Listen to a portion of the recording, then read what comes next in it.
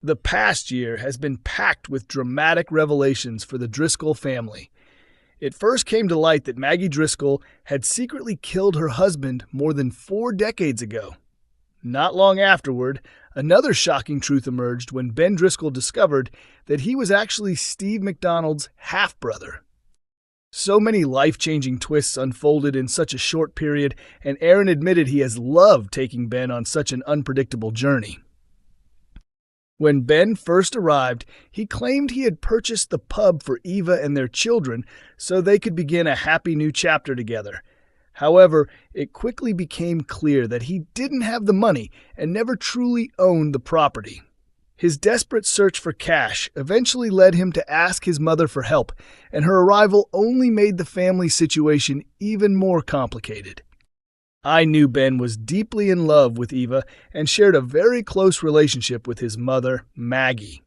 What I never expected was for him to be connected to one of Weatherfield's most famous families and become involved in several major storylines.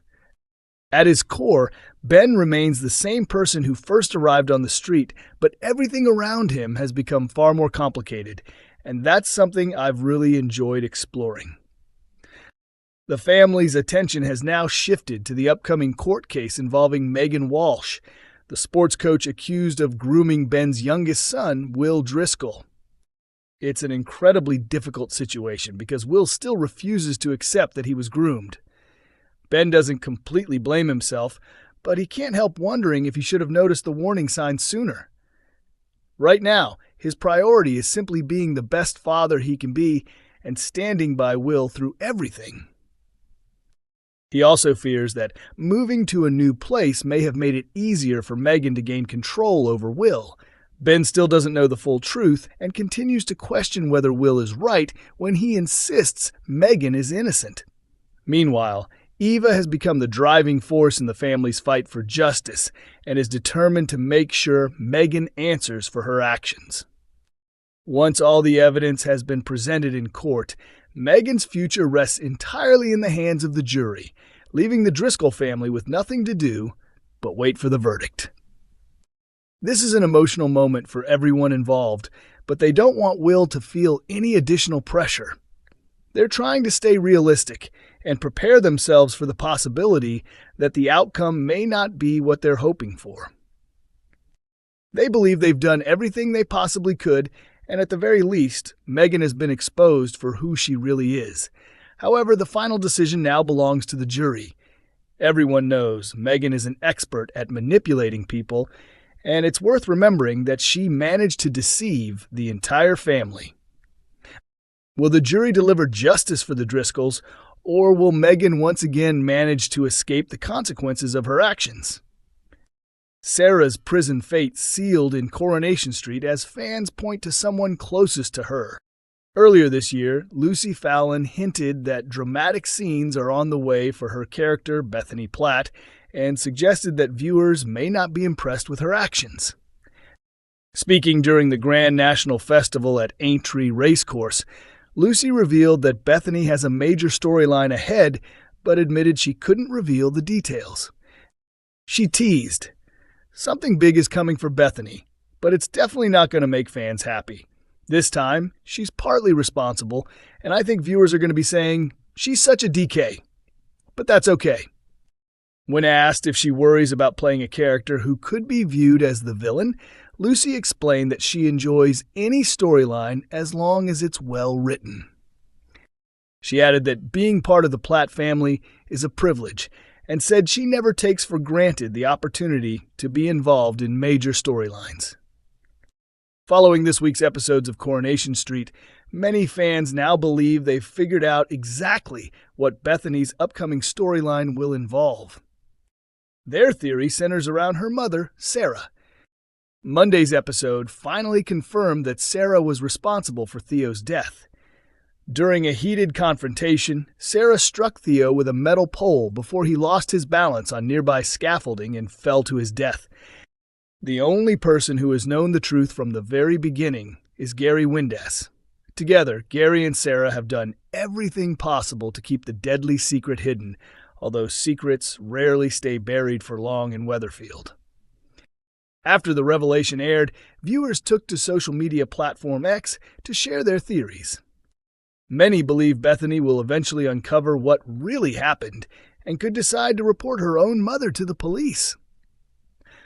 One fan suggested that Bethany's unpopular storyline could involve exposing Sarah's crime, ultimately leading to Sarah being sent to prison.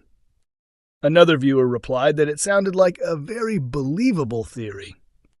A different fan shared similar concerns, wondering if Lucy's earlier comments about Bethany making fans dislike her were connected to Sarah and Theo's murder storyline.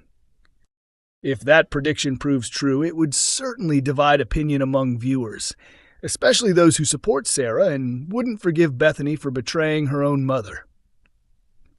Meanwhile, another fan theory suggests Sarah's partner, Kit Green, could grow unexpectedly close to Bethany, potentially leading to an affair between the pair. Both theories seem to fit Lucy Follin's previous hints, but only time will reveal which, if either, turns out to be correct. Of course, there's always the possibility that Bethany's upcoming storyline takes an entirely different direction. Sam faces another emotional challenge in Coronation Street as he wants to attend Megan's trial. Sam has spent the last several weeks receiving treatment in a mental health unit after experiencing a severe psychotic episode. His condition caused him to see visions of Roy Cropper, believing the much-loved cafe owner was speaking to him, even though the hallucinations weren't real. Before Roy began appearing in his mind, Sam had also been seeing Will Driscoll in frightening hallucinations. He became convinced that Will wanted to harm him because Sam had exposed the abuse Will suffered at the hands of Megan. Before Sam finally confided in Leanne Battersby about Megan's inappropriate behavior toward Will, the school teacher had manipulated him into staying silent. The emotional pressure eventually became overwhelming, pushing Sam into a mental health crisis at the beginning of June. After a frightening incident inside Roy's cafe involving both the real Roy and Sam's hallucination, Sam ran away from the street and hid alone in the precinct. Carla Connor Swain eventually found him and immediately recognized the symptoms of psychosis because she had experienced something similar herself in the past. She quickly contacted Nick, who rushed Sam to hospital for urgent treatment. Doctors later placed Sam under a mental health section before diagnosing him with schizophrenia. Since then, Sam has made significant progress during his recovery. In upcoming episodes, Nick and Toya Battersby are told there is a strong possibility that Sam will be discharged from the mental health unit by the end of the week. However, Sam surprises them by saying he wants to attend Megan's upcoming trial, believing it could help him finally move forward. Nick is immediately concerned and fears that seeing Megan in court could have a damaging effect on Sam's recovery. As the trial draws closer later in the week, Sam becomes increasingly anxious about what the verdict might be. He starts imagining the possibility that Megan could be found not guilty and then return to seek revenge against him. With those fears growing stronger, Nick is left questioning whether allowing Sam into the courtroom is really the right decision. Ben admitted that when Jude was younger, he naturally carried more of the dramatic weight, but now he believes Jude has developed into a talented actor capable of leading major storylines on his own.